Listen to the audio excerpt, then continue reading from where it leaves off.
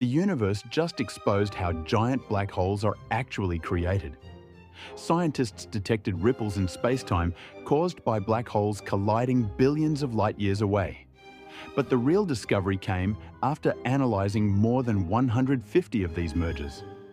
The biggest black holes weren't formed from dying stars. They were built step by step.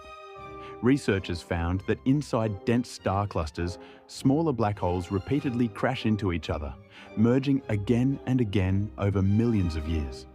And every collision creates gravitational waves, actual distortions in spacetime predicted by Einstein over a century ago. What shocked scientists most was the spin. These giant black holes spin in random chaotic directions, proving they were formed through violent cosmic collisions instead of normal stellar collapse. So, the universe's largest black holes may actually be cosmic survivors, built from generations of destruction.